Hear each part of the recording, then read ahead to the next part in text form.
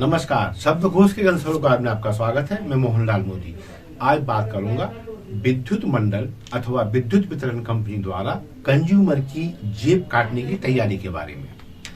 हम सभी जानते हैं कि हर साल किसी न किसी बहाने विद्युत वितरण कंपनियां अपनी गलती या अपने पापों की सजा कंज्यूमर को देने के नए नए स्वांग रचती रहती है। इस बार फिर ने एक स्वांग रचा है, उसके बारे में आइए हम सब बात करते हैं।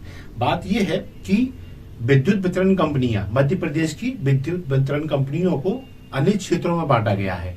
ये विद्युत वितरण कंपनियां विद्युत मंडल से विद्युत लेकर या ये कहें कि प्लांटों से बिजली लेकर कंज्यूमर को वितरित करने का काम करती हैं और उसके एवज में वसूली उगा के यानी या विद्युत शुल्क उगाकर और फिर ये उसका पेमेंट करने का काम विद्युत वितरण कंपनियों के हवाले है।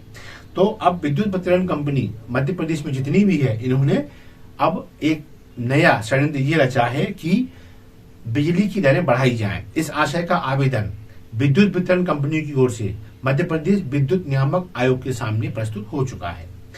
इसमें लगभग 4% विद्युत दर बढ़ाने का आवेदन नियामक आयोग से वितरण कंपनियों ने किया है। अब विद्युत नियामक आयोग ने इनका आवेदन स्वीकार करते हुए 22 जनवरी तक का एक ऐसा समय तय किया जिसमें उन्होंने कंज्यूमरों से, उपभोक्ताओं से यानी हमसे और आपसे दावे आपत्ति मंगाए हैं। शिकायतें हैं तो वो मंगाई हैं, सुझाव हो तो वो मंगाए हैं कि 22 जनवरी तक सभी कंज्यूमर, उपभोक्ता किसी भी स्तर के हों, वो इस दर वृद्धि के पक्ष या विपक्ष में कुछ कहना चाहते हैं तो अपना पक्ष 22 जनवरी 2024 तक रख दें, क्योंकि 22 तक जो कुछ भी विद्युत नियामक आयोग के सामने पहुंच जाएगा उसी आधार पर लगभग इस महीने के अंत तक फैसला होना है कि अब हमें बिजली आइंदा किस भाव में मिलने जा रही है।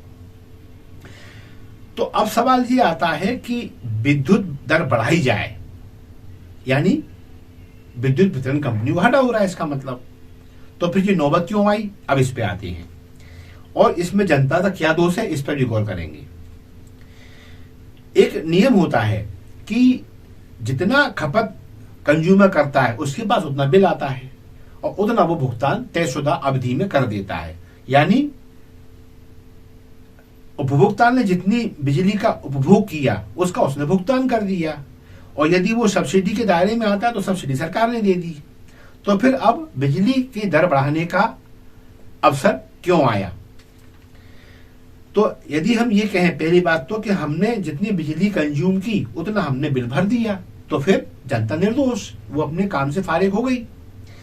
तो फिर दोषी कौन है? अब इस पर विचार करना चाहिए। तो उसका जवाब है विद्युत वितरण कंपनियां इसमें दोषी हैं। इसमें उनका मैं तो कहता हूं 100% दोष यदि देखा जाए तो विद्युत वितरण कंपनियों का ही है। कैसे है, इस पे आगे आते हैं। अधिकांश शहरों में, ग्रामीण इलाकों में विद्युत चोरी होती है और सरेआम होती है। ये आम आदमी को भी दिखती है, विद्युत वितरण कंपनी को लोगों को भी दिखती है और यदि शासन प्रशासन और पुलिस की बात की जाए इन सबको भी दिखती है कि हाँ बिजली चोरी हो रही है। ये क्यों दिखती है और ये क्यों इनकार नहीं कर सकते? ये इसलिए नहीं कर सकते, कई जगहों पे विद्युत चोरी सामूहिक रूप से होती है। इतनी व्यापक संख्या में ये चोरी होती है कि तारों की जो कुंडियां होती हैं, जो लंगर होते हैं, वो इतनी अधिक संख्याओं में होती है। ऐसा लगता है कि जैसे किसी समारोह में किसी ने कनात या कहना चाहिए तिरपाल की छांव कर दी है, कोई टेंट लगा दिया जैसे ऊपर से। इतने तार हजारों की संख्या में होते हैं ये, और कंपनी से वाकिफ होती है।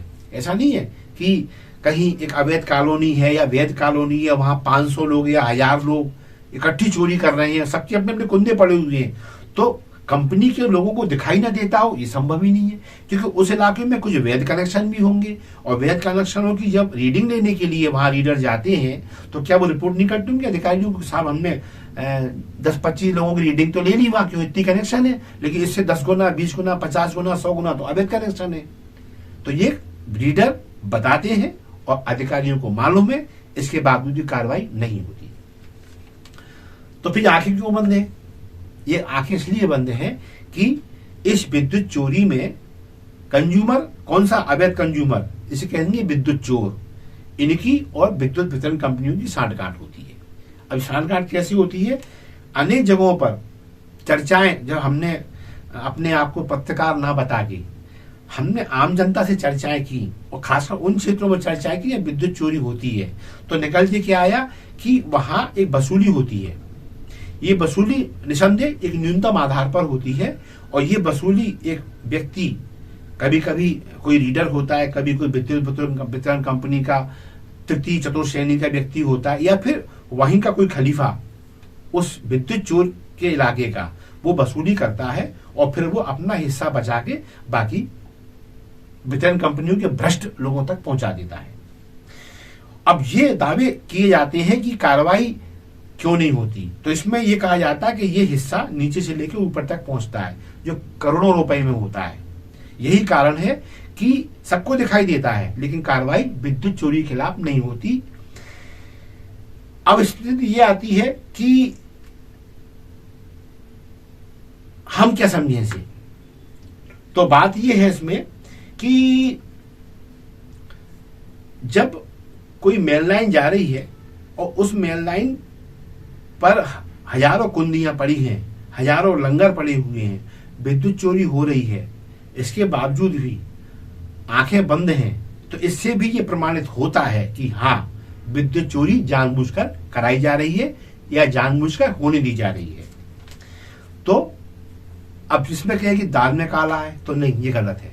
दाल में काला नहीं है, दाल ही काली है पूरी। क्यों?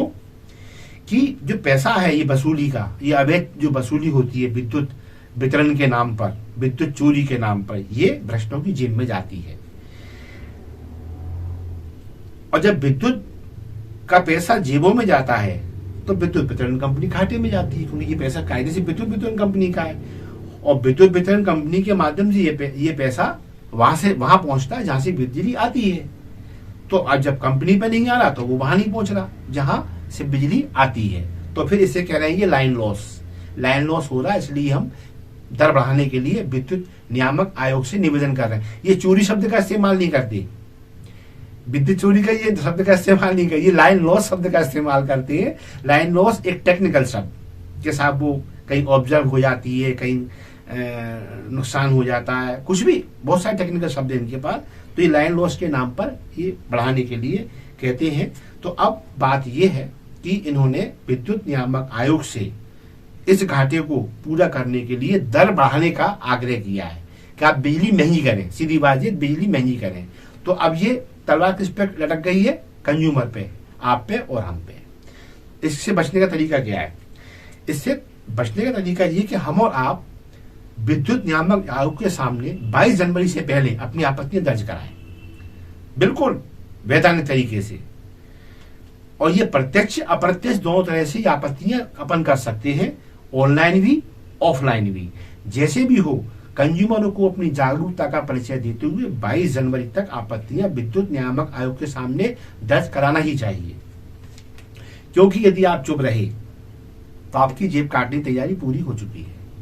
फॉर्मेलिटी शेष है बस अब, क्योंकि अब 10 दिन निकल चुके हैं महीने के, 10-12 दिन और रह गए हैं, आपत्तियों का समय खत्म हो जाएगा।